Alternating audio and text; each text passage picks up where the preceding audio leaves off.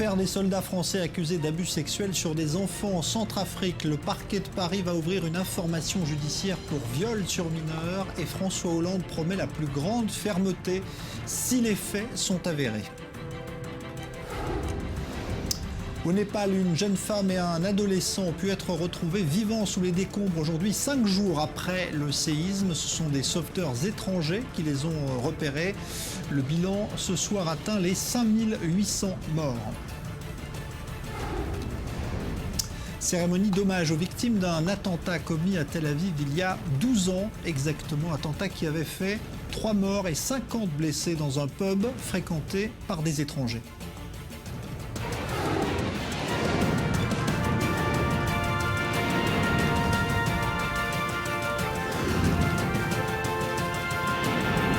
Grand Direct, avec Jean-Charles Banou. Le bilan du séisme de samedi dernier au Népal continue de grimper. Il atteint ce soir les 5800 morts, mais l'espoir est toujours là. Aujourd'hui, un adolescent et une jeune femme de 25 ans ont pu être sortis vivants des décombres 5 jours après le séisme, et ce grâce à l'action des secouristes étrangers. Les nombreux blessés peuvent désormais être pris en charge grâce toujours à l'aide internationale. Israël a ainsi annoncé qu'il ferait don définitivement de l'hôpital de campagne qu'il a installé à Katmandou et qui fonctionne maintenant depuis 2 jours. Reportage de notre envoyé spécial, Maël Benoliel, avec attention certaines images qui peuvent heurter la sensibilité de certains. L'endroit attire déjà les curieux et pour cause, il y a encore quelques heures, il n'y avait ici qu'un champ vide. C'est ici, tout près de l'hôpital militaire de Katmandou, que Tsahal a établi son hôpital de campagne, quelques jours seulement après le séisme de magnitude 7,8 qui a secoué le Népal et sa région. Et cet hôpital est désormais la destination de nombreux blessés, toujours en train d'être évacués des zones les plus affectées par le tremblement de terre. Près de 90 tonnes de matériel sont arrivées en même temps que 300 personnes réquisitionnées spécialement pour cette mission de secours. Et il n'aura fallu que 96 heures aux forces israéliennes pour mettre en place cet hôpital de campagne.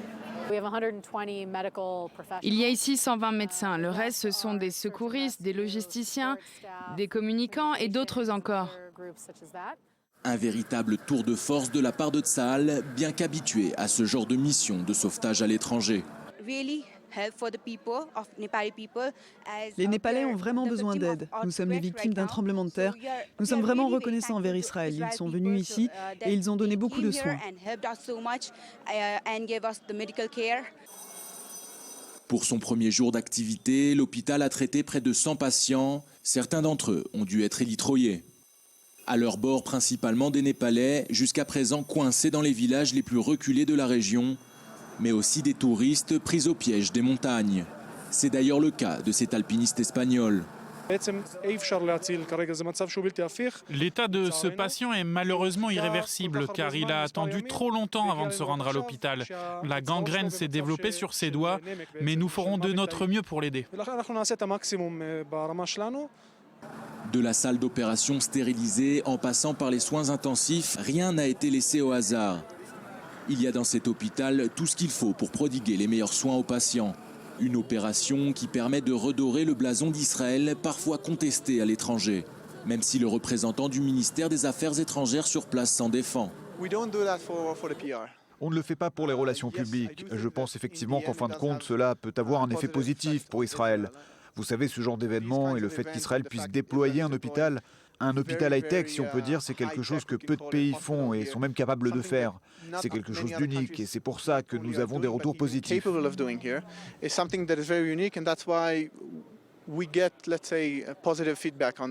L'ampleur de cette catastrophe naturelle devient de plus en plus apparente. Les soldats et le personnel médical présents ici sur place se concentrent pour l'instant sur le travail difficile qui les attend. Peu importe le temps que cela prendra, ils iront jusqu'au bout de leur mission.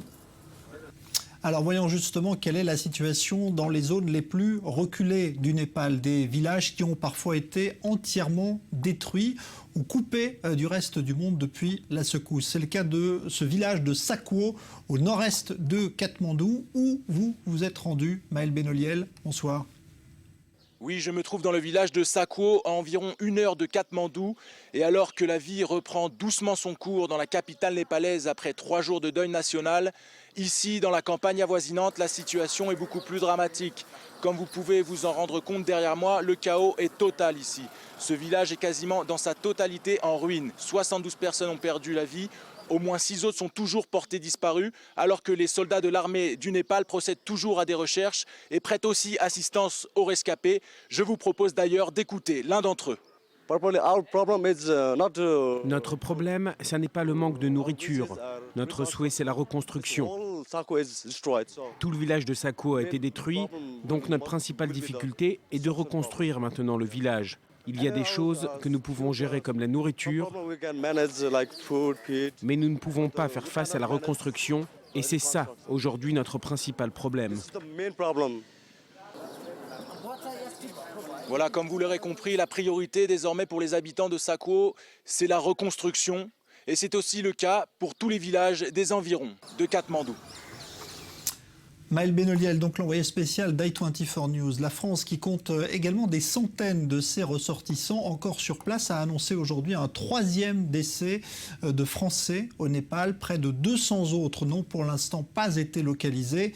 Et un avion a pu ramener aujourd'hui plus de 200 rescapés français à Paris. Edmé Citroën. Ils sont arrivés sains et saufs. Les rescapés français du séisme au Népal ont atterri sur le territoire dans la matinée. À bord de l'avion affrété par Paris, 206 personnes, parmi eux 12 enfants et 26 blessés. Après avoir échappé à la mort, ils ont été accueillis sur le tarmac de Roissy-Charles de Gaulle par Laurent Fabius. Nous avions pour l'essentiel des Français, des blessés, quelques-uns sérieusement blessés. Quelques passagers étrangers aussi que nous avons ramenés, des Italiens, des Allemands, des Coréens, et ils ont beaucoup remercié la France. Donc c'est pour eux un soulagement parce qu'ils ont vécu vraiment l'enfer. Mais après le soulagement, la colère, de nombreux rescapés ne comprennent pas la fermeture de l'ambassade de France à Katmandou lors de la catastrophe. Certains ont été contraints de se réfugier à l'ambassade d'Angleterre au Népal. Après le tremblement de terre survenu samedi, ils dénoncent le manque de soutien apporté aux Français sur place. Moi je suis sauve, j'ai eu beaucoup de chance, énormément de chance. Ma fille est vivante, mon compagnon est vivant, mais on a plein d'amis qui ont perdu des proches et surtout le truc c'est que quand il se passe quelque chose comme ça, on ne sait pas quoi faire. Et c'est vrai qu'on n'a pas été très aidés. Ceux qui nous ont beaucoup aidés, c'est d'une fois qu'on est arrivé à l'école française, mais il ne faut pas que l'ambassade de France soit fermée quand il y a un tremblement de terre, qu'on nous aide. 3 Français figurent parmi les victimes du séisme qui, selon le dernier bilan, a déjà causé 5 844 morts. Pour l'instant, 200 Français sont toujours portés disparus. Le scandale qui touche les soldats français en Centrafrique a pris de l'ampleur depuis hier. 14 de ces soldats seraient impliqués et certains ont déjà été identifiés. Alors que l'enquête va être ouverte à Paris, le parquet va ouvrir une information judiciaire pour viol sur mineurs de moins de 15 ans. François Hollande s'est lui aussi exprimé sur ce dossier. Edmé Citroën. Ils auraient violé des enfants en échange de nourriture et d'argent. 14 soldats français sont concernés par ce scandale militaire en Centrafrique. Si les accusations se confirment, le chef de l'État, François Hollande, devra se montrer très ferme.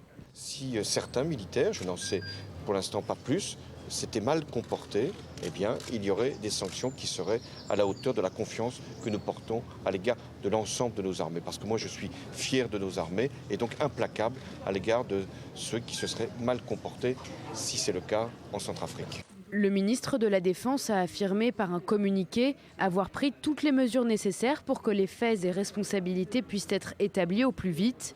Les faits auraient eu lieu entre décembre 2013 et juin 2014, au début de l'opération Sangaris menée par les Français en Centrafrique. Au printemps dernier, une enquête des Nations Unies a été menée, à l'issue de laquelle un rapport a été rendu. Une responsable humanitaire de l'ONU a eu accès à ce document accablant les militaires.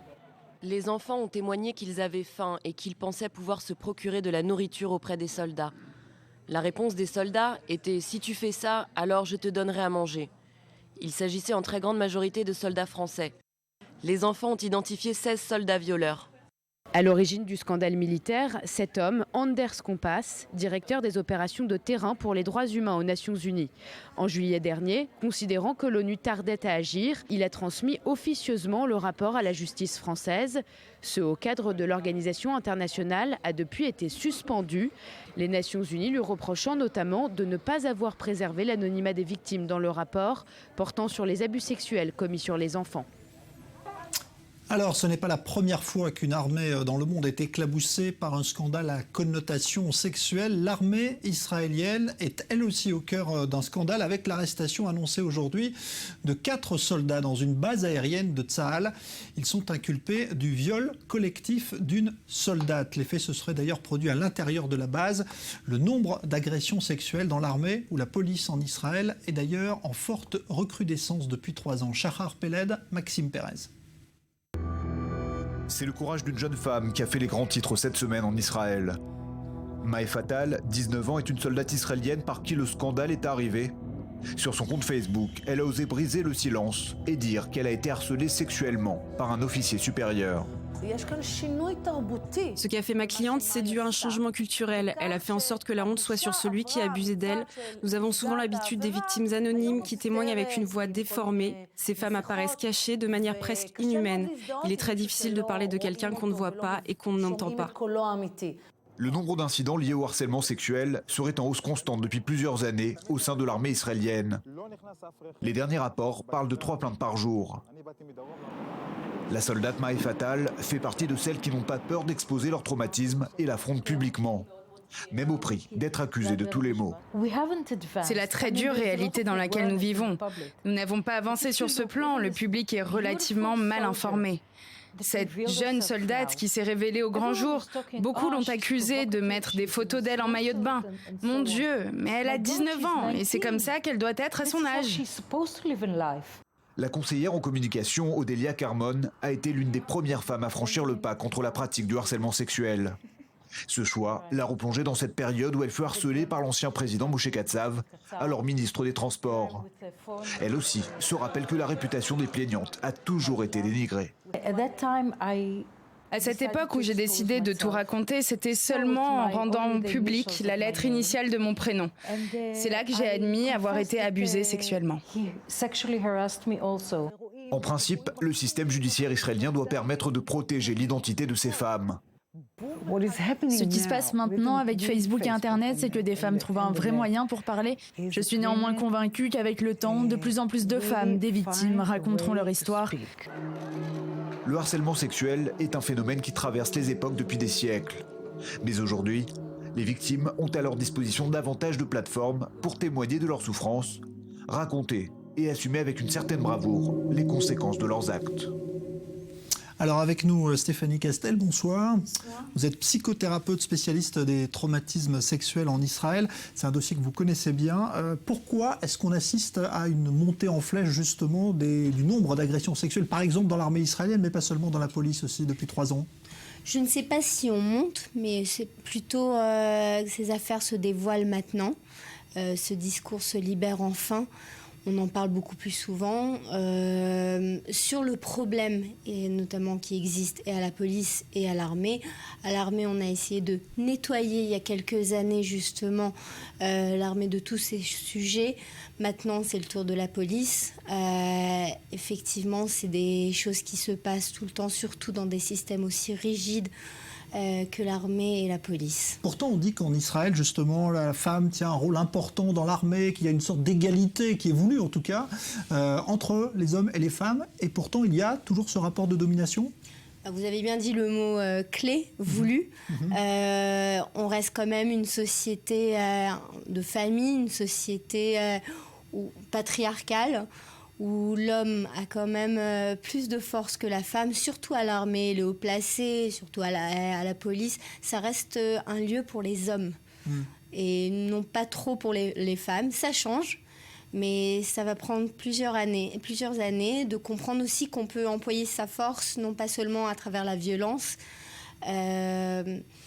Ça reste à voir. Bon, on voit qu'il y a en tout cas des inculpations. La preuve, ce qui s'est passé aujourd'hui encore avec 4 soldats inculpés pour un viol collectif. Ça veut dire que la justice, aujourd'hui, suit également ces dossiers de près et prononce des condamnations ? Pour le moment, on ne sait pas ce qui se passera avec cette affaire-là. Il vient juste de se dévoiler.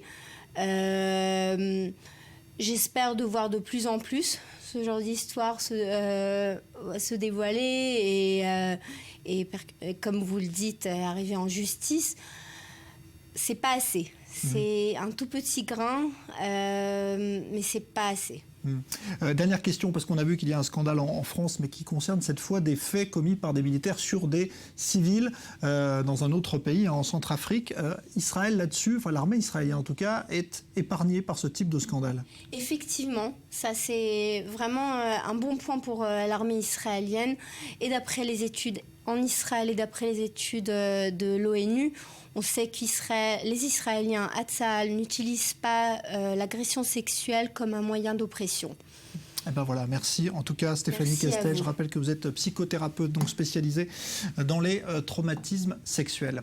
Le Parlement argentin a annoncé avoir voté une loi indemnisant les victimes de l'attentat antisémite contre l'AMIA, la mutuelle argentine. C'était en 1994 à Buenos Aires. Attentat qui avait fait 85 morts, 300 blessés, mais dont l'enquête n'a toujours pas abouti et a même débouché sur la mort suspecte il y a quelques mois du procureur argentin chargé d'enquêter. Comment réagissent les victimes ce soir?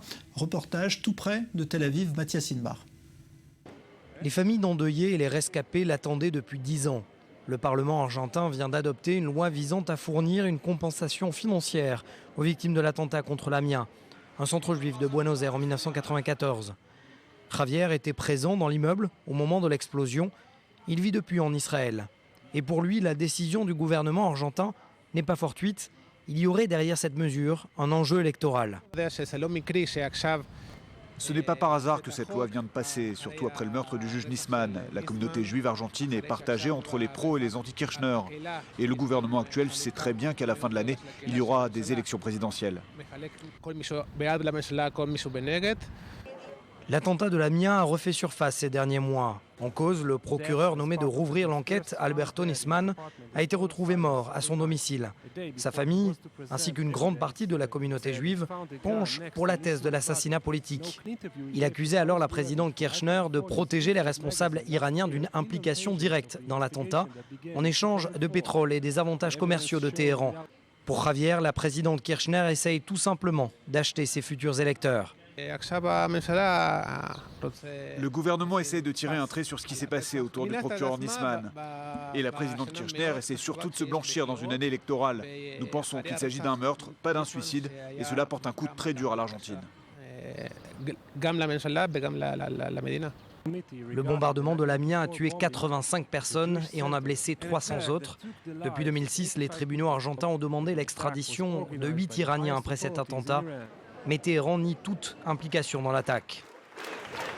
Alors avec nous, le journaliste israélo-argentin Damian Parchter. Bonsoir à vous. Merci d'être là. On rappelle que vous avez été le correspondant pour le journal israélien Haaretz à Buenos Aires pendant de nombreuses années. Puis vous êtes surtout celui qui a révélé la mort du procureur Nisman, la mort suspecte évidemment depuis. Alors, on va d'abord évoquer, Damian, avec vous, cette décision du Parlement argentin. Est-ce qu'il faut la lier à ce qui s'est passé justement ces derniers temps avec l'affaire Nisman? Est-ce que c'est une décision qui vient justement dans la foulée de la mort du procureur Nisman?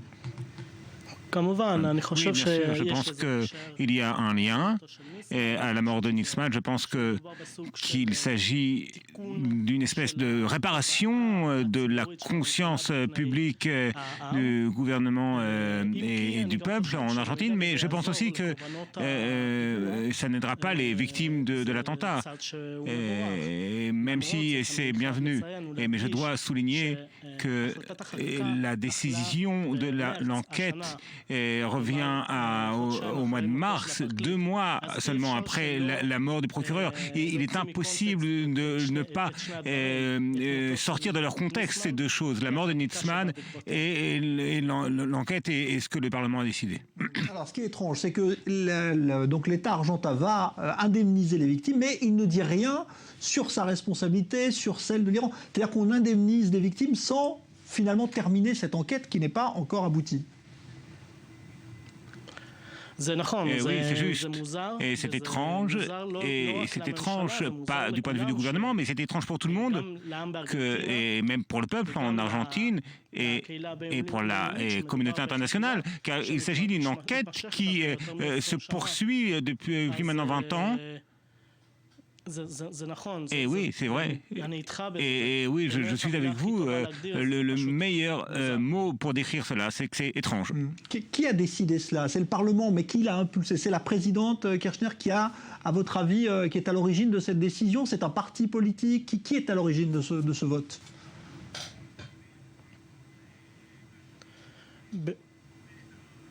En 2007, il y avait déjà un projet du parti de Cristina Kirchner de donner des indemnités aux familles des victimes, et cette loi n'a pas été adoptée par le Parlement parce qu'il n'y avait pas suffisamment de soutien au Parlement. Et maintenant, ce qui s'est passé, c'est que la présidence est ce qui a permis à ce que cette loi soit adoptée. En Argentine, il y a 3 manières de faire passer une loi, par le Congrès ou par le président. Et la présidence. Et à partir du moment où l'une des 3 institutions fait passer la loi, il a besoin de l'autorisation du président et aussi de la seconde chambre du Parlement. Alors aujourd'hui, puisque vous aviez enquêté, vous évidemment, et vous étiez en lien avec le procureur Nisman, qui est mort donc dans des circonstances qui ne sont pas éclaircies encore, qu'est-ce qu'on sait justement aujourd'hui? Est-ce que l'enquête a progressé sur la mort du procureur Nisman? Est-ce qu'il y a du nouveau là-dessus ou pas? Non, l'enquête sur Nisman a simplement disparu.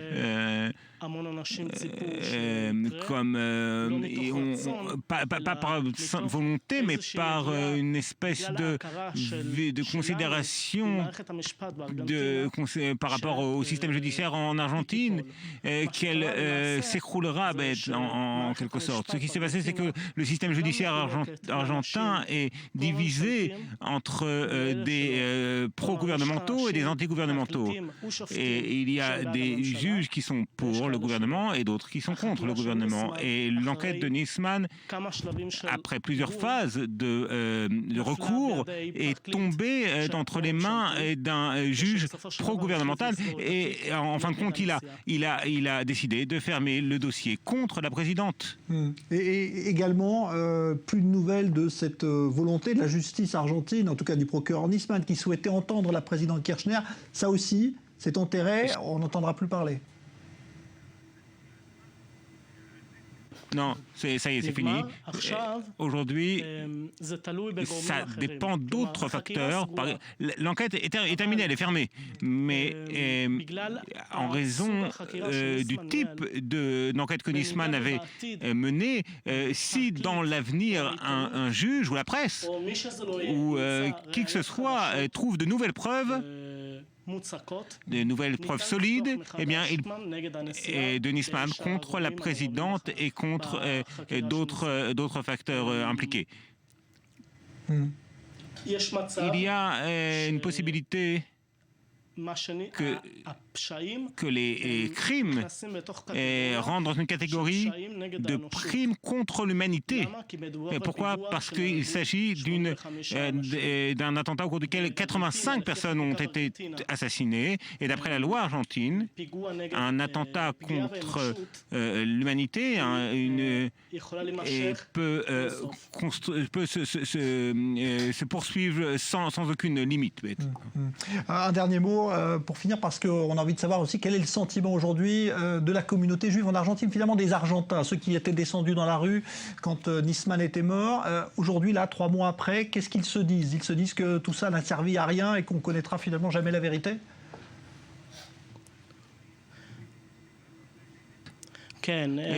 Oui, il y a un sentiment de désespoir. On savait que c'était ce qui allait se passer. Et en fait, les manifestations, il n'y a plus vraiment de grandes manifestations, en fait. Et la seule qui s'est produite, la seule vraie manifestation était un mois après, le 18 février, et c'était le gouvernement, la manifestation des parapluies, et du fait de la pluie qui tombait ce jour-là. Mais oui, progressivement, bien cela sort de l'agenda public, de l'ordre du jour public en Argentine, et jusqu'aux prochaines nouvelles concernant l'enquête. La dernière chose qui s'est produite, c'est la fermeture du dossier Nisman.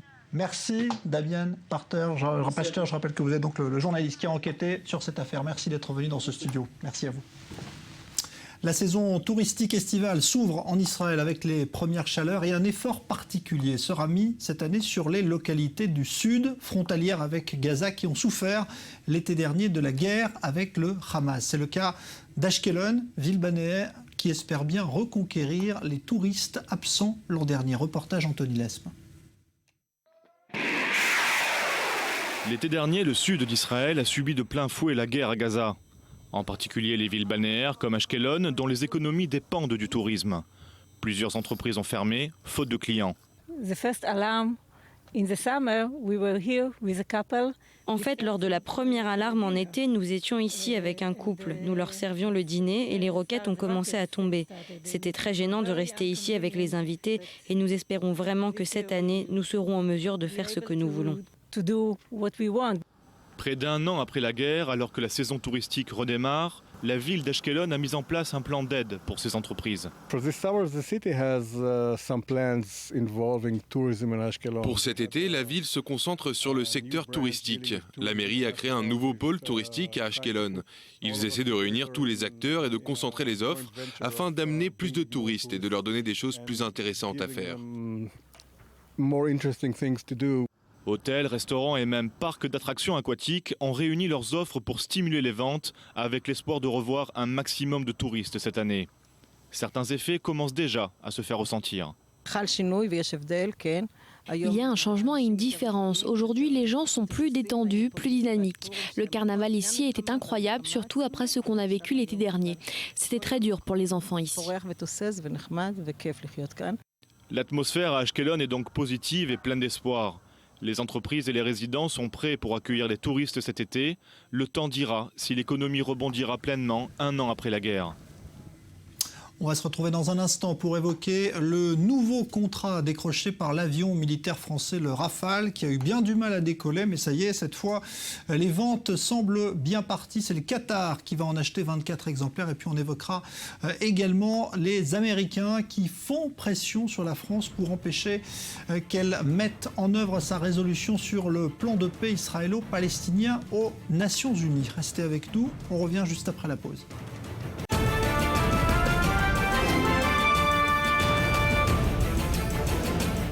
L'affaire des soldats français accusés d'abus sexuels sur des enfants en Centrafrique, le parquet de Paris va ouvrir une information judiciaire pour viol sur mineurs.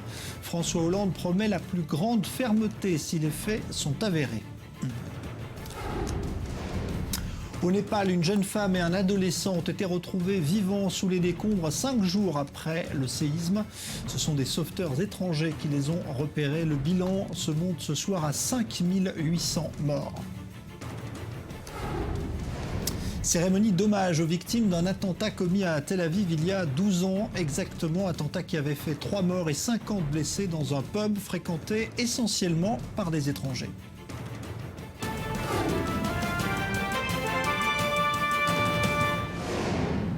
Après des années de doutes et de remise en question, l'avion militaire français Rafale enchaîne les commandes. Après l'Égypte et l'Inde, c'est le Qatar qui s'apprête à signer un bon de commande de 24 appareils. Commande qui sera officialisée lundi prochain à Doha en présence de François Hollande. David Kazewski. Nouvel envol du Rafale, direction le Qatar. Après l'Égypte et l'Inde, la monarchie pétrolière vient de s'offrir l'une des technologies militaires les plus avancées. 24 appareils du groupe Dassault. Montant de la transaction, 6,3 milliards d'euros. La signature officielle du contrat aura lieu lundi prochain, à Doha. Et celui qui devrait tenir le stylo, c'est le président français lui-même. En bon VRP, François Hollande fait les calculs des succès engrangés.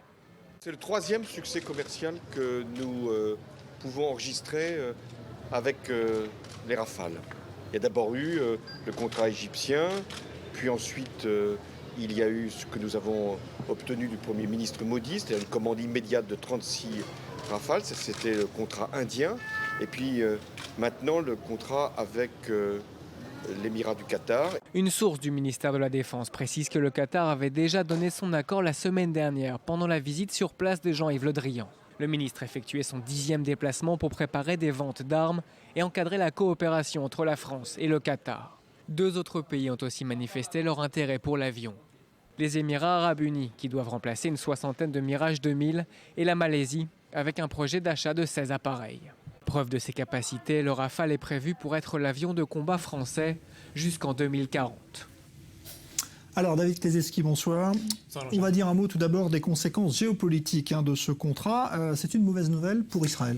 Alors effectivement, en l'espace de quelques mois seulement, 2 armées arabes se dotent du meilleur avion au monde, et cela donc l'Égypte et le Qatar. Alors très certainement l'une des conséquences des tensions qui existent entre Washington et des pays arabes qui ne font pas toujours confiance à Barack Obama pour leur propre sécurité. Résultat, ils se tournent vers d'autres sources d'approvisionnement, comme la Russie par exemple, ou les Rafales français en l'occurrence aujourd'hui. Alors le Qatar dispose jusqu'à présent de 12 avions seulement, des Mirage 2000, mais avec ces 24 Rafales, l'armée de l'air qatari va tout simplement changer de dimension. C'est ce qu'affirme ce soir le ministère français de la Défense. Ceci dit, en face, Israël est très loin d'être démuni. D'abord parce qu'Israël améliore en interne la version des appareils qu'il reçoit, qu'il achète de l'étranger. Et puis parce que Jérusalem devrait être l'année prochaine, déjà en 2016, le premier client international du F-35, cet avion de chasse de 5e et toute dernière génération. Alors Rafale d'un côté, F-35 de l'autre, on est là ici face à un vrai saut technologique au Moyen-Orient dans le domaine militaire aérien. Alors parlons maintenant de ce Rafale, parce que c'est une vraie épopée quand même. Pendant longtemps, la France n'arrivait pas à en vendre, et puis là, les contrats s'enchaînent. Est-ce qu'on peut parler de succès ou d'échec à l'arrivée ? Effectivement, alors échec commercial peut être à relativiser sur le très long terme. Le Rafale est entré en service en 2004. Il a essuyé depuis, vous l'avez dit, 6 échecs à l'export. Il avait même été qualifié d'avion invendable. On ne peut plus aujourd'hui, avec cette série de 3 contrats, ce surnom très peu flatteur n'est plus d'actualité. Mais surtout, un avion de chasse n'est pas un smartphone. Le Rafale a été prévu pour durer plusieurs décennies. Et les difficultés à l'export des premières petites années ne veut pas dire qu'il ne se vendra pas à l'avenir. Merci David Kazewski. Les États-Unis auraient demandé à la France de repousser l'initiative que les Français ont de déposer cette résolution à l'ONU sur le conflit israélo-palestinien. Les Américains craignent en effet que cela ne vienne parasiter d'autres négociations, celle du nucléaire iranien. Explication tout de suite. Paris a l'intention de déposer prochainement un texte à l'ONU sur le dossier israélo-palestinien. Mauvais timing, selon les États-Unis et plusieurs pays arabes. Washington et d'autres capitales au Moyen-Orient ont demandé à la France de repousser son initiative de résolution devant le Conseil de sécurité des Nations Unies. La crainte exprimée par ces États, c'est que ce dossier épineux ne fasse de l'ombre à une autre priorité diplomatique, le nucléaire iranien. Les diplomates américains ne cachent pas leurs intentions de concentrer toutes leurs énergies sur les pourparlers avec l'Iran, dans l'espoir de signer un accord sur le programme nucléaire de la République islamique. Mais selon un responsable américain, la Maison-Blanche estime que l'initiative française pourrait compromettre le soutien des parlementaires démocrates à un accord avec Téhéran. Washington et certains pays arabes, concernés au premier chef par la menace iranienne, auraient donc demandé à Paris d'attendre au moins jusqu'au 30 juin, date butoir pour un accord sur le nucléaire. La diplomatie française s'est dite surprise par la réaction de ces pays arabes. Une négociation ne doit pas nuire à une autre, mais en même temps, il y a toujours beaucoup de choses en cours. Le risque est donc qu'on ne trouve jamais le moment approprié. Côté français, cette tentative de faire voter un projet sur le dossier israélo-palestinien est la deuxième en quelques mois. Paris avait déjà tenté de promouvoir une initiative fin 2014 avant d'y renoncer en raison du rejet palestinien des termes de l'accord. Alors avec nous, Dror Even-Sapir. Bonsoir Dror. Bonsoir. Une fois de plus, on voit que les Américains jouent un jeu assez étrange, c'est-à-dire qu'il y a quelques jours, ils faisaient pression sur Israël pour ouvrir au plus vite des négociations sur le processus de paix. Puis là, ils retardent une initiative française. C'est difficile de s'y retrouver. Oui, écoutez, pour l'administration Obama, le dossier du nucléaire iranien est la priorité des priorités. C'est tout à fait clair et ce n'est pas la première fois qu'il donne des indications de cet ordre de priorité. Puis vous savez, ils se sont brûlés les ailes, en quelque sorte, avec le processus de paix israélo-palestinien. On se souvient des efforts infructueux du secrétaire d'État John Kerry. Il a un accord avec l'Iran sur son programme nucléaire et presque à portée de main. Il est fort possible qu'il soit signé d'ici la date butoir du 30 juin prochain. Par contre, le conflit israélo-palestinien, c'est bien évidemment une autre paire de manches. Et pour s'y atteler, par le biais du Conseil de sécurité des Nations Unies, il faut beaucoup plus de persévérance et peut-être salir les mains bien davantage que ce que l'administration américaine veut faire actuellement. Alors ça ne veut pas dire qu'il se désintéresse totalement de cette question, et on a entendu ces dernières semaines plusieurs responsables américains laisser entendre qu'ils pourraient ne pas faire usage de leur droit de veto au Conseil de sécurité si une résolution sur le règlement du conflit israélo-palestinien est présentée, surtout si une résolution est présentée et formulée d'une manière finalement assez modérée qui peut arranger tout le monde, et il semblerait que ce soit le cas de la résolution préparée par les Français. C'est une résolution qui veut aller très vite, qui veut résoudre le conflit en quasiment 2 ans.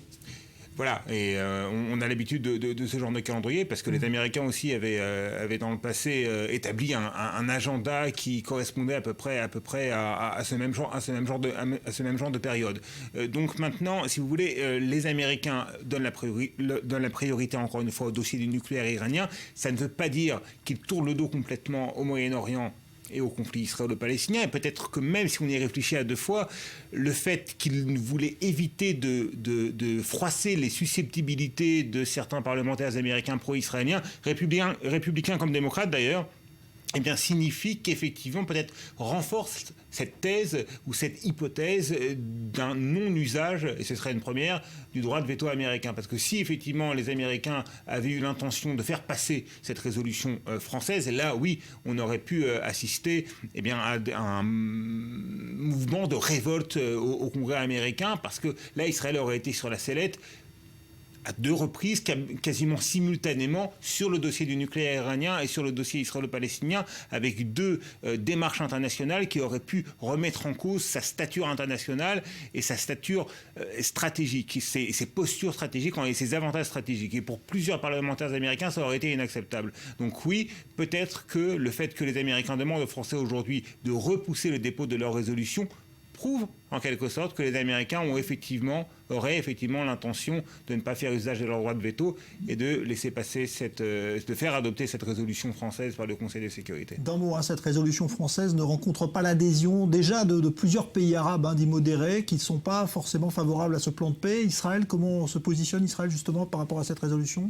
Israël serait très embarrassé si cette résolution, bien évidemment, est adoptée par le Conseil de sécurité. Bon, il faut replacer également les choses dans le contexte politique purement israélien. On est à la veille de la formation du nouveau gouvernement Netanyahou, le 4e gouvernement Netanyahou, qui est un gouvernement qui n'aura pas, contrairement au précédent, d'ailleurs on oublie un petit peu vite, mais il y avait Tzipi Livni dans le précédent gouvernement, et dans le prochain gouvernement, il n'y aura pas de voix en faveur d'un retour à la table des négociations, en faveur de compromis importants vis-à-vis des Palestiniens. Donc tout cela mettra Benjamin Netanyahou et les autres membres de son gouvernement en porte-à-faux et pourrait peut-être, dans une seconde phase, pas immédiatement, mais peut-être dans 1 an ou même dans quelques mois, remettre sur le devant de la scène la possibilité d'un gouvernement d'union nationale avec les travaillistes, avec l'union sioniste.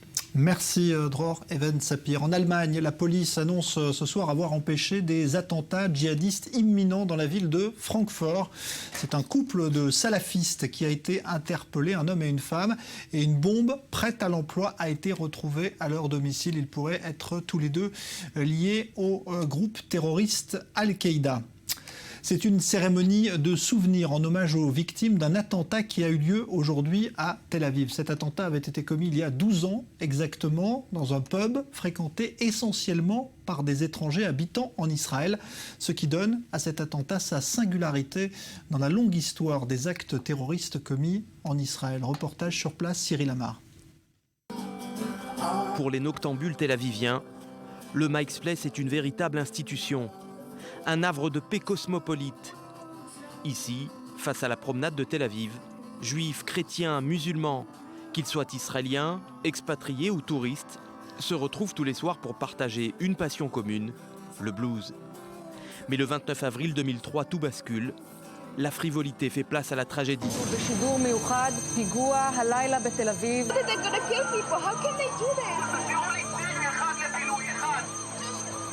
Minuit, heure de pointe, un kamikaze se fait exploser à l'entrée de l'établissement bondé. Quelques jours auparavant, le terroriste et son complice, tous deux citoyens britanniques d'origine pakistanaise, entrent en Israël par la bande de Gaza. Bilan, 3 morts, dont une jeune Française de 29 ans. Ce soir-là, Dominique Haas avait accepté de remplacer une serveuse absente. Un bilan qui aurait pu être autrement plus lourd, sans la vigilance d'Avi, le videur. C'est lui qui a empêché le kamikaze de pénétrer à l'intérieur du bar. Ça aurait pu être encore plus grave. Et Dieu merci, ça ne l'a pas été.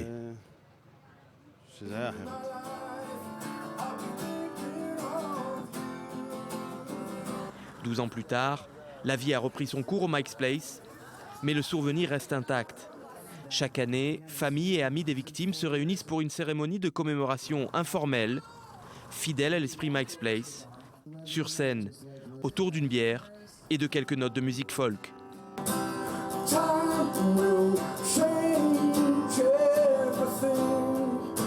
Joshua Fodem était là lui aussi le soir de l'attentat. Cadreur pour un journaliste américain, il était en Israël pour couvrir le procès du leader du Fatah, Marwan Barghouti. Le sujet tombe à l'eau et les deux s'apprêtent à repartir pour New York, mais le conflit les rattrape.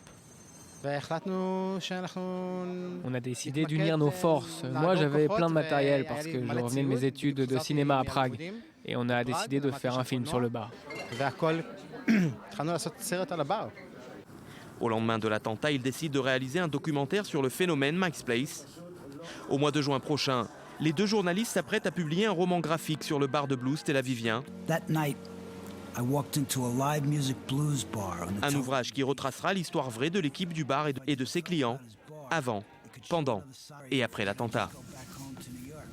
Alors Cyril Amar, bonsoir. On vient de voir ce reportage. C'est vrai que c'est un attentat qui présente des aspects assez singuliers, notamment pour ce qui est de la personnalité, de l'identité des auteurs de l'attentat. Oui, Jean-Charles, je vous propose de regarder tout de suite les deux photos des terroristes telles qu'elles ont été publiées quelques semaines après l'attentat par les services de sécurité israéliens. Il s'agit d'Assif Mohamed Hanif, 21 ans, et d'Omar Khan Sharif, 27 ans. Tous deux sont des Britanniques d'origine pakistanaise. Alors on l'a vu dans le reportage, le premier se fait sauter à l'entrée du Mike's Place. Le second, lui, ne parvient pas à activer sa ceinture d'explosifs. Il prend la fuite pour trouver refuge à l'hôtel David Intercontinental. C'est à quelques encablures de nos studios. Là, il se bat avec le vigile de l'hôtel, il tente de lui arracher sa carte d'identité sans succès et quelques semaines plus tard, mystérieusement, on retrouve le corps de ce terroriste dans les eaux du port de Tel Aviv. À ce jour, on n'a toujours pas élucidé quelles ont été les causes exactes de son décès. Alors cet attentat, justement, a-t-il été revendiqué ? Absolument, et fait rarissime, il a été revendiqué simultanément par les deux factions rivales palestiniennes, le Hamas et le Fatah, ce qui nous laisse penser quand même qu'il s'agit peut-être d'une récupération politique et que les deux hommes ont agi peut-être sur le mode opératoire qu'on connaît un peu mieux aujourd'hui, à savoir l'acte isolé, les loups solitaires mus par une idéologie islamiste ou ultranationaliste, mais sans réelle appartenance avec un groupuscule terroriste. Et on se demande également comment ils ont réussi à échapper aux services de sécurité, de renseignement en Israël. Eh bien, vous savez, Jean-Charles, dès lors que vous possédez un passeport occidental, en l'occurrence, les deux hommes possédaient un passeport britannique, évidemment, il est beaucoup plus aisé d'échapper au radar des renseignements israéliens, d'autant plus que c'était la première fois depuis la seconde intifada, en septembre 2000, que des terroristes venaient expressément d'un pays européen, en l'occurrence ami avec Israël, la Grande-Bretagne, pour commettre un attentat suicide à Tel Aviv. Alors si vous voulez bien, on revient un petit peu sur cet itinéraire de ces deux terroristes. Ils arrivent le 12 avril 2003 en Israël. Ils passent par le pont Allenby, à savoir la frontière israélo-jordanienne. Ils se rendent ensuite en Cisjordanie, à Hebron plus précisément. Ensuite, ils se rendent dans la bande de Gaza. Ils se font passer pour des humanitaires. Ils assistent notamment aux funérailles de Rachel Corrie, vous savez, cette activiste américaine qui avait été écrasée par un bulldozer israélien. Ensuite, direction Jérusalem, puis Tel Aviv. Là, ils louent une petite chambre dans une auberge de jeunesse au 48 de la rue Ayarkon. C'est à quelques centaines de mètres du Mike's Place. Quelques jours plus tard, on connaît la suite, ils se font exploser. Ils auraient bénéficié, selon l'enquête du Shin Bet, les services de sécurité intérieure, de la complicité de l'ISM, cette ONG pro-palestinienne, mais également de la complicité de plusieurs journalistes, dont une journaliste italienne interrogée et expulsée vers son pays. Merci Cyril Amar. Le 30 avril 1945, il y a tout juste 70 ans aujourd'hui, Adolf Hitler se donnait la mort dans son bunker de Berlin où il était retranché avec ses proches pour fuir l'avancée des troupes alliées. La mort du Führer, responsable du plus grand désastre de l'humanité, la Seconde Guerre mondiale et ses 55 millions de victimes. Retour sur les dernières heures dans le bunker de Berlin avec Joseph Emmanuel. Il a été visé par une quarantaine de tentatives d'assassinat et c'est par suicide qu'Hitler est mort il y a 70 ans. Le 15 janvier 1945, l'Allemagne est en train de perdre la guerre et le Führer revient à Berlin. Il n'en sortira plus jamais. À partir du mois de mars, il s'enterre dans un bunker qui se trouve sous la chancellerie, entouré de sa garde rapprochée. C'est là qu'il apprend le déclenchement de la phase finale de l'offensive soviétique sur Berlin.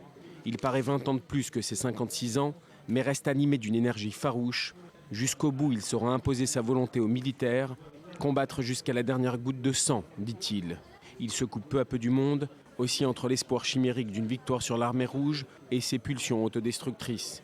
Mais Hitler reste conscient qu'il est en train de perdre la guerre. Le 20 avril, il observe froidement ses proches lui fêter son anniversaire et ordonne de lancer une contre-offensive à l'ouest de Berlin. Le centre de la ville est alors l'objet d'intenses tirs de l'artillerie lourde soviétique, mais Hitler ne s'en rend pas compte et reste incrédule quand son chef d'état-major lui apprend que la batterie soviétique n'est qu'à 12 km du centre-ville.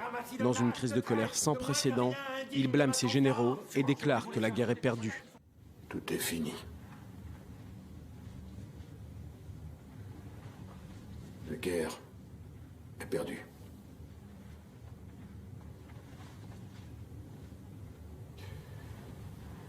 Si vous imaginez pour autant, messieurs, que je vais fuir Berlin devant les Russes, sachez que vous faites erreur. Je préférerais encore me tirer une balle dans la tempe. Le 29 avril, peu après minuit, il épouse sa compagne, Eva Braun, une cérémonie où les deux futurs conjoints déclarent être de pure ascendance aryenne. Le couple prend ensuite un petit déjeuner au champagne et le Führer dicte à sa compagne son testament politique et personnel. Un testament dans lequel on retrouve son obsession des Juifs. La guerre a été voulue et déclenchée exclusivement par des hommes d'État d'ascendance juive ou qui travaillaient pour les intérêts juifs. Au matin du 30 avril, Hitler apprend la mort de Mussolini et de sa maîtresse, tués par des partisans italiens. Le couple de jeunes mariés fait alors ses adieux aux proches rassemblés et se donne la mort par pistolet. Les corps sont transportés à l'entrée du bunker, dans les jardins de la chancellerie, puis aspergés d'essence. Ils brûleront durant plusieurs heures. Et avec eux, l'avenir du Troisième Reich, qui devait durer 1000 ans. Et au Vietnam, on a fêté en grande pompe aujourd'hui un autre anniversaire, le 40e anniversaire de la chute de Saigon, qui marque la fin de la guerre du Vietnam en 1975 et la défaite des Américains et de leurs alliés. 40 ans après, les communistes sont toujours au pouvoir dans ce pays. Myri Maman. Le Vietnam célèbre les 40 ans de la fin de la guerre. Parade militaire, chants et danses. Dans les rues de Ho Chi Minh, l'ancienne Saigon, l'ambiance était à la fête jeudi. Pour moi, ce jour est important. C'est le jour qui marque la libération du pays. Le Vietnam était sous domination étrangère et tant d'événements historiques ont eu lieu ce jour-là. Mais cette date du 30 avril 1975 n'est pas célébrée par tous les Vietnamiens. Ceux du Sud qui combattaient aux côtés des Américains, les communistes du Nord, souffrent jusqu'à aujourd'hui de la réunification. J'ai été soldat. Je me suis battu pour le Sud-Vietnam. Mais ma vie, comparée à celle des soldats communistes blessés, a été un combat. Et j'ai dû combattre seul. Les dégâts de cette guerre sont immenses. Entre 1965 et 1973, l'armée américaine a largué 7 millions de tonnes de bombes. Des armes chimiques ont également été utilisées dans les combats. Aucun conflit n'a alors été aussi largement couvert par des journalistes de guerre. L'image devient une arme de propagande pour les deux camps. D'après la presse américaine, beaucoup de soldats américains se sont opposés à une guerre illogique et ont posé leurs armes grâce à la voix de Hanoi Anna. Ce sont ces images terribles qui ont poussé des milliers d'Américains dans les rues pour demander la fin de la guerre. Nous avons gagné des batailles, mais politiquement, nous avons perdu la guerre. Politiquement, il n'y avait pas de réelle stratégie. Il n'y avait pas de stratégie de sortie. La guerre s'éternisait, la société américaine a dit « ça suffit ». Cette guerre aura coûté la vie à 3 millions de Vietnamiens et 58 000 soldats américains. Alors avec nous Nadia Ellis, bonsoir. Vous êtes chercheuse à l'université de Tel Aviv, spécialiste dans l'analyse du discours. Et justement, cette guerre du Vietnam, dont on sait à quel point elle a traumatisé les Américains, a également fait l'objet d'interprétations, d'utilisation au Vietnam par le régime communiste. Bien sûr, mais alors justement ces célébrations de la fin de la guerre sont l'occasion, elles tombent la même semaine où il y a eu aussi des célébrations pour les 100 ans du génocide arménien. Alors on a vu, il y en a qui choisissent d'utiliser le mot génocide, il y en a qui choisissent de ne pas l'employer. Et pour le Vietnam aussi, évidemment, il y a eu beaucoup de ce qu'on appelle techniquement des abus de langage, c'est-à-dire l'emploi de termes spécifiques mal à propos. Évidemment, ça peut se faire pas exprès, mais dans beaucoup de cas, on le fait pour servir des vraies stratégies rhétoriques. Alors, dans le cas du Vietnam, par exemple, dans les années 60, il y en a eu qui ont parlé de génocide au Vietnam de la part des Américains. Évidemment, ça c'est un abus de langage dans la mesure où même la définition légale de génocide ne s'applique pas du tout à ce qui s'est passé au Vietnam. C'était en l'occurrence la Chine, dans son journal officiel chinois en anglais, qui s'appelle Peking Review, qui parlait clairement de génocide et qui disait génocide, c'est ça ce que l'agresseur américain est en train de faire dans le sud du Vietnam, etc., etc. Évidemment, comparaison avec les nazis, qui est un grand classique quand on parle de génocide. Et en parallèle, il y en a eu qui ont parlé de démocide. Alors ça, ce serait en gros le parallèle du génocide fait par un État, mais alors les gens qui sont tués ou massacrés ne sont pas choisis pour leur race ou leur ethnie, mais plutôt pour leur appartenance politique. Alors c'est un meurtre en masse qui est fait pour se libérer en gros des opposants politiques. Et ils ont parlé de ça par rapport à ce que les Américains ont fait au Vietnam. Évidemment, les Américains vont répondre que c'est pas du tout un démocide ce qui s'est passé, c'était une guerre et donc les victimes étaient des victimes de guerre. En revanche, on pourrait parler effectivement de démocide par rapport au camp de soi-disant rééducation. Encore un abus de langage évidemment, c'est comme ça qu'on les appelle. Donc ces camps où il y avait des millions de prisonniers à la fin de la guerre, où on essayait de rééduquer soi-disant les Vietnamiens du Sud. Et en fait, il y en a par centaines de milliers qui sont morts dans ces camps, qu'on a appelé, encore par un abus de langage, des goulags vietnamiens. Alors ça aussi, c'est pas correct, parce qu'effectivement, un goulag, si ce serait un camp de prisonniers dans l'Union soviétique, mais même là, c'est pas correct, parce que goulag, c'était en fait l'institution qui gérait ces camps de travail. Donc en fait, tout cela est une manière de servir des stratégies rhétoriques qui servent en gros à faire soit appel au pathos, aux émotions donc d'un public pour pouvoir les faire réagir contre ce qu'on perçoit comme un abus, soit pour déclencher en fait une interprétation de ce qui se passe qui pousse les gens à intervenir. C'est-à-dire que si on parle de génocide, on essaye de déclencher une réaction chez les gens qui disent s'il y a un génocide, il faut absolument intervenir maintenant. Et donc, effectivement, on a vu aujourd'hui à quel point les autorités vietnamiennes, en tout cas, tenaient à cet événement historique. Merci Nadia Ellis, chercheuse donc à l'université de Tel Aviv. Une ombre au tableau idyllique de l'amitié franco-allemande. Aujourd'hui, un quotidien d'outre-Rhin affirme que l'Allemagne a espionné la France au profit de la NSA américaine. Espionnage économique, principalement de très hauts fonctionnaires. Jusqu'à l'Élysée même aurait été placé sur écoute. Pas de réaction officielle ni à Berlin ni à Paris pour l'instant. Au Pakistan, les 10 agresseurs de la jeune adolescente Malala, devenue prix Nobel de la paix, ont été condamnés aujourd'hui à la prison à vie.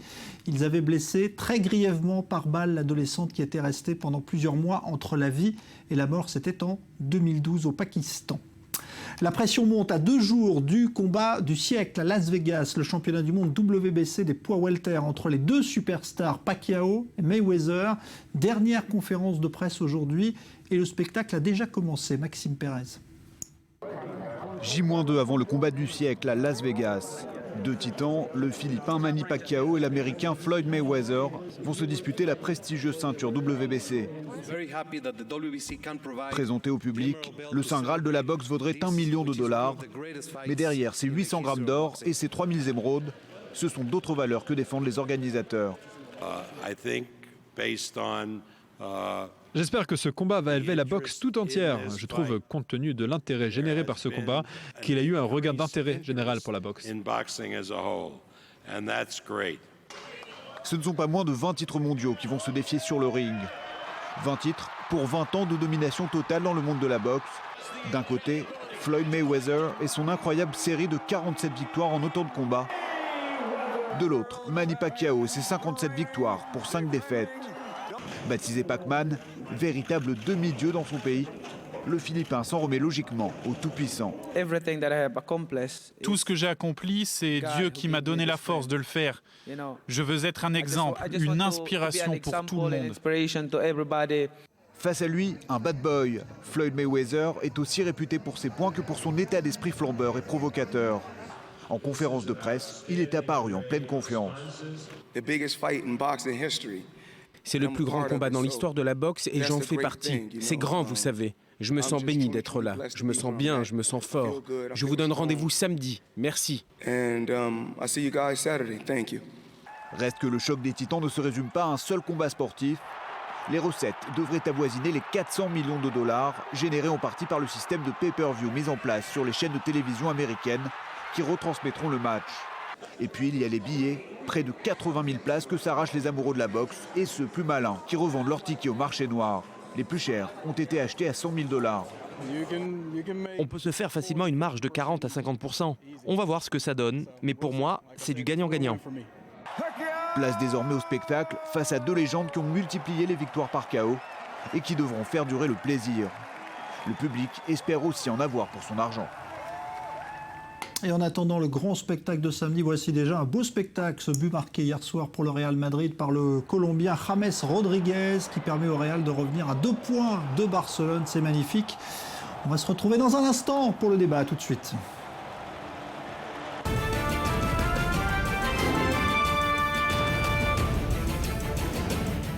L'affaire des soldats français accusés d'abus sexuels sur des enfants en Centrafrique. 14 soldats français seraient concernés, mais il pourrait y avoir, on l'apprend ce soir, également des soldats tchadiens et guinéens qui se trouvaient aux côtés des Français. Le parquet de Paris va en tout cas ouvrir une information judiciaire pour viol sur mineurs et François Hollande promet la plus grande fermeté si les faits sont avérés. Au Népal, on a encore retrouvé des survivants 5 jours après le séisme aujourd'hui. Ce sont des sauveteurs étrangers qui les ont ramenés à la vie. Le bilan atteint ce soir les 5800 morts. Et puis un nouveau contrat, c'est le 3e en moins d'1 an pour le Rafale construit par Dassault Aviation. C'est le Qatar qui va acheter 24 appareils. Le contrat sera officialisé lundi à Doha avec François Hollande en personne.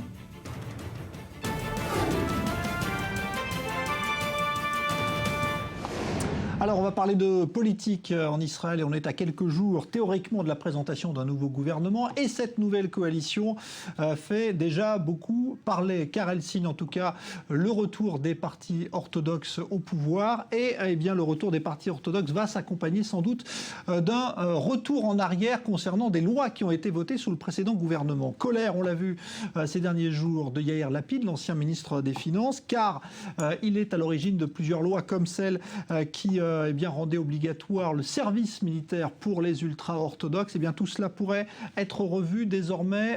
Qu'est-ce que cela implique? On va en discuter avec nos invités. Bonsoir Laly Deray. Bonsoir. Vous êtes rédactrice en chef du site d'information Isra Presse.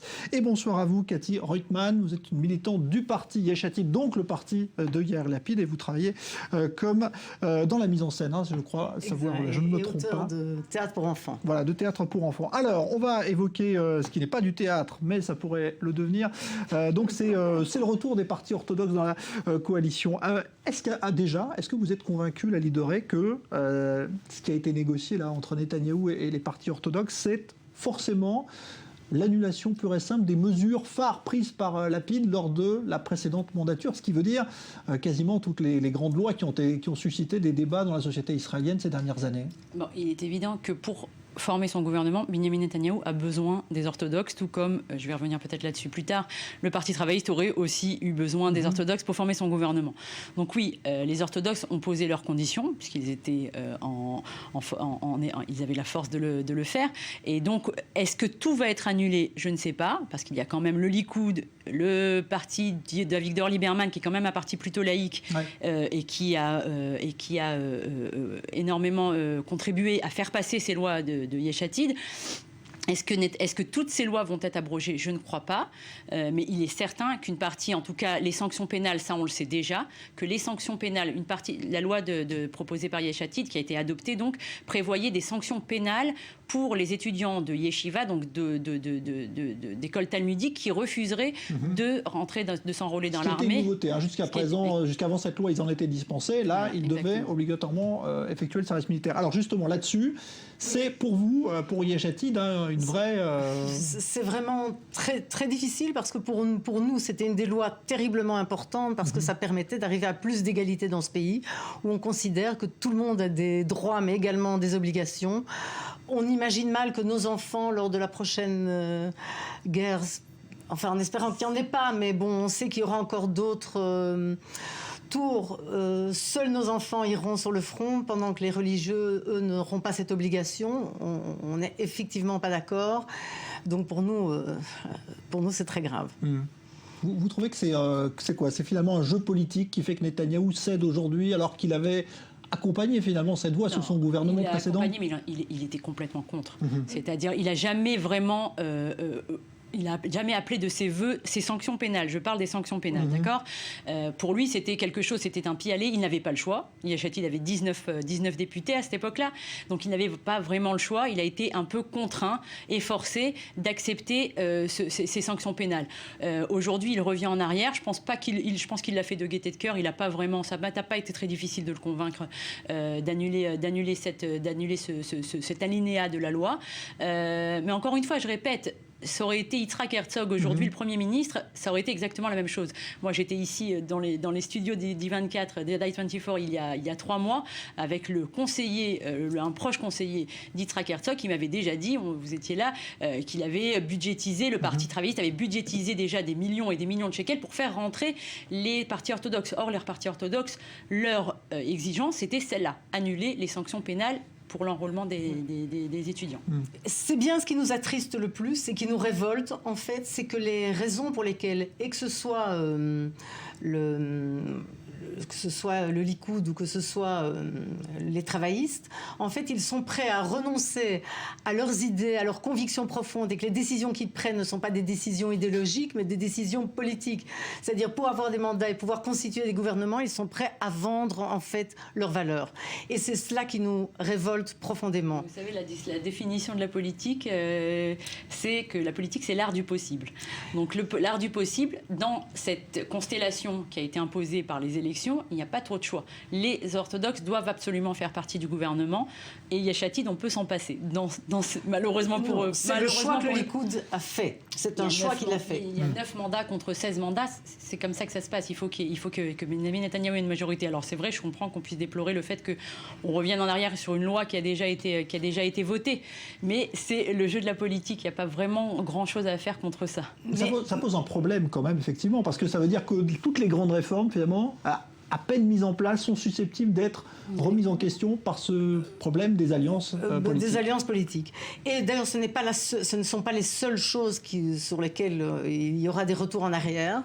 C'est aussi, je pense que Yesh Atid, qui n'est pas un parti anti-religieux comme certains le disent, puisque au sein du parti Yesh Atid, il y avait énormément de religieux, et que énormément de lois étaient pour permettre justement à ces religieux ultra-orthodoxes, ils n'ont même pas la possibilité d'aller travailler même s'ils le veulent. Donc toute cette loi dans l'éducation qui leur permettait d'étudier toutes les matières leur permettait aussi de rentrer sur le marché du travail. Tout cela va être annulé. Non seulement cela va être annulé, mais aussi plus de budgets vont être octroyés à nouveau aux matières religieuses et aux yeshivot. Et nous pensons que ce n'est vraiment... tout à l'heure, j'employais le mot dramatique, vous m'avez dit en français, on n'utilise pas ce mot.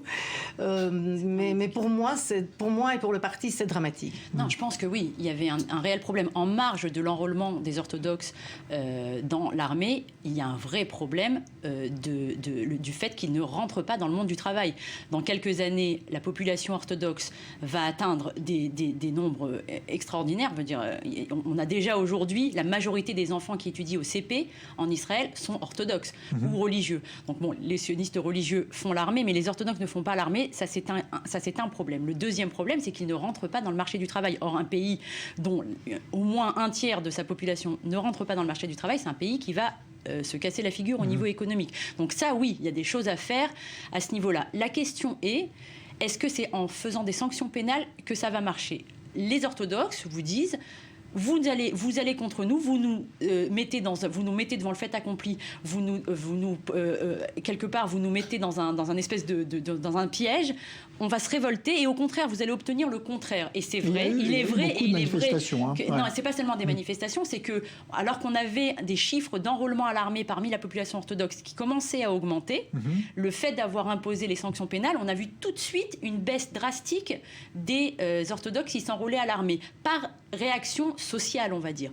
Vous nous forcez à faire quelque chose, nous n'acceptons pas cet état de fait, donc nous manifestons notre colère en refusant de nous enrôler. Ouais. Moi, je pense que les lois permettent aussi à des gens parfois qui ont certaines idées, et je pense que dans les orthodoxes, il y en a réellement qui veulent s'enrôler, mais à partir du moment où ils ne sont pas obligés par la loi, parfois la pression sociale du groupe va les empêcher justement de pouvoir s'enrôler. Et suite à cette loi, évidemment, ce n'est pas ceux même qui auraient voulu s'enrôler ne peuvent plus le faire, la pression sociale du groupe orthodoxe étant tellement forte. Justement, c'est ce que je dis, c'est que la pression du groupe orthodoxe, justement, suite à cette loi, a fait en sorte qu'il y a eu un recul. C'est-à-dire qu'on a obtenu le contraire de l'effet escompté.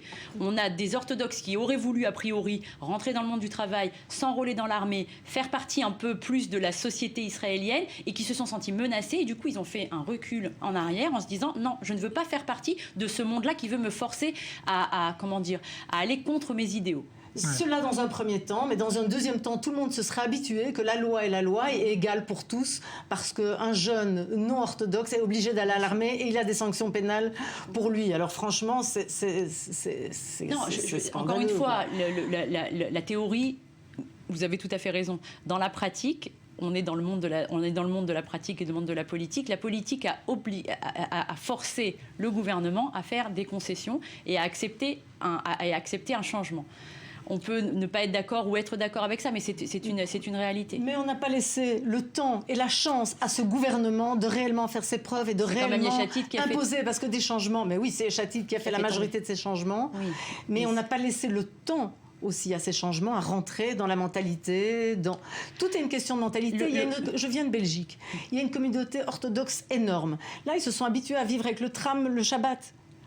Donc, tout est une question de loi et d'habitude face à cette loi. Ici, ils ont eu l'habitude d'avoir tellement d'acquis qu'évidemment, c'est un choc du départ. Moi, je pense qu'on était dans le choc du départ et qu'ils se seraient habitués, ils auraient été à l'armée. À ce moment-là, comment vous expliquez la baisse si grande de Yeshatid de popularité ? Ils sont passés de 19 à 11. Ça veut dire que peut-être qu'il y a quelque chose dans ce que Yeshatid présentait qui n'a pas séduit suffisamment l'électorat israélien. Alors, moi, je pense qu'il y a deux choses. Je pense que peut-être ça, c'est mon opinion personnelle. Je ne connais pas l'opinion du parti à ce sujet. Mon opinion personnelle, c'est que parfois, des changements sont terriblement difficiles à accepter, mais je crois que beaucoup de gens ont eu tellement peur que Bibi prenne le pouvoir, qu'ils ont donné des voix, et hélas, le Mahané Hatzioni n'a pas pris les voix du Likoud, mais a pris les voix d'Yeshatid. Moi-même, le jour des élections, j'étais aux urnes, et j'ai vu combien de gens qui me disaient « Mon cœur est avec vous, mais j'ai donné ma voix aux travaillistes. Et donc là, je pense que le système des élections fait que les gens n'ont pas voté avec le cœur à ces élections-ci. Énormément de gens ont fait des calculs mathématiques. Et personne ne sait d'ailleurs faire ces calculs mathématiques. Donc finalement, on se retrouve avec un gouvernement qui ne nous représente pas, parce que maintenant, les Haredim, ils ont 6 sièges. Mais 6 sièges, c'est 3% de la population. C'est 6 et 8. Il y a le chasse aussi. Mais pour le moment, il n'y a pas encore d'accord qui a été signé avec le chasse. C'est bon. C'est pour jamais. Ce soir à 5. J'espère que non, mais ce n'est pas pour d'autres raisons. Ce n'était pas la question. Mais là, c'est vraiment pour d'autres raisons encore. Où en étais-je ? Oui, c'est 3% de la population qui va dicter finalement une conduite à tout un État. Et c'est ça, moi, qui me met en colère. Ce n'est plus c'est plus un gouvernement qui me représente. C'est 3%.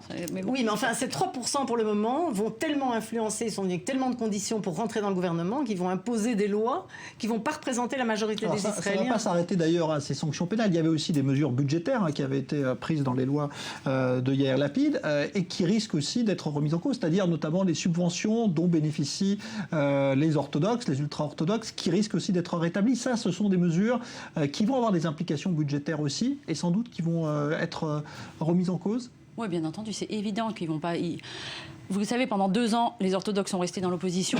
Ce ce n'est pas leur place naturelle. Ils ont toujours été dans les gouvernements, ils ont toujours trouvé le moyen de rentrer dans tous les gouvernements parce que c'est là-bas qu'ils obtiennent les budgets dont ils ont besoin pour leur population. Ces 2 années dans le désert de l'opposition leur ont fait un mal fou. Je travaille aussi avec des orthodoxes, je peux vous dire que pour eux, c'était vraiment presque la fin des temps. Et donc oui, ils vont exiger, en effet, les allocations familiales, ils vont sûrement demander une augmentation, ils vont sûrement demander une augmentation des budgets des écoles orthodoxes, ils vont demander une augmentation des allocations pour les étudiants yeshiva. Ça va se faire. Est-ce que tout va être accepté? Je ne sais pas, parce qu'ils sont quand même en position de faiblesse. Ils ont bien compris que la population est en colère contre eux. Donc il y aura certainement des choses qui vont être faites de ce point de vue-là, une augmentation des budgets. Est-ce qu'ils vont obtenir tout ce qu'ils veulent? J'en doute. Ouais. Quand les Yair Lapid accusent Netanyahou de finalement sceller la banqueroute de l'État au profit des ultra-orthodoxes, vous pensez que c'est un mot qui n'est pas trop fort? C'est vraiment ce qui va se passer? J'ai l'impression que ça se passe déjà. Ces accords de coalition, c'est ce qu'il fait des lois pour lesquelles il a voté, parce que vous dites il a été forcé. Il n'a pas été forcé. On n'est pas obligé de voter quand même. Si on veut garder sa coalition, oui, et que je pense qu'il est prêt, pour rester au pouvoir, à vendre le pays. Ce sont les termes de Yair Lapid. Mocher et Medina. Bon, il y aura d'autres concessions qui vont être faites à d'autres partis, parce que les accords ne sont pas finis. C'est la nature de la proportionnelle de la proportionnelle intégrale, c'est-à-dire que le Premier ministre va devoir faire... Et Carlon n'est pas Lapid. À votre avis, il ne cherchera pas à se mettre à dos comme l'a fait... Non, ça n'a rien à voir. Ça n'a absolument rien à voir. C'est pas son agenda, c'est pas son narratif. Il parle pas de cette manière-là. Lui, il est venu pour faire du social et bon, on lui souhaite bonne chance. Oui, mais dans le social, c'est-à-dire que nous aussi, nous lui souhaitons bonne chance et on espère qu'il va se tenir à tout ce qu'il a dit et qu'il va pouvoir faire face à tout cela. Mais c'est lui qui va gérer les budgets, et quand des budgets seront attribués à des Haredim qui sont même pas sionistes, qui ne sont même pas prêts à il y a des budgets qui sont accordés aussi aux Arabes israéliens qui ne sont pas forcément sionistes non plus. On n'accorde pas les budgets en fonction du degré de sionisme des Israéliens. Mais oui, vous avez raison, il va devoir faire des choix. Et bon, ce n'est pas lui seulement qui décide, il va y avoir aussi la Knesset. C'est la Knesset qui va décider. C'est la démocratie israélienne dans toute sa splendeur. Il faudra encore batailler encore quelques jours avant de conduire ce gouvernement, puisqu'il y a encore des accords à trouver avec certains partis. Merci Cathy Reutemann, merci à vous d'être venu donc pour représenter Yesh Atid ici. Et Yesh Atid, demain matin, oui, il y a une manif à 10h du matin face à Azrieli pour proclamer notre contestation face à ces accords. Il l'a annoncé. Voilà. Merci Lali Doré, merci d'avoir été avec nous. Je rappelle que vous êtes rédactrice en chef au site d'information Isra Presse. Merci à vous. Merci.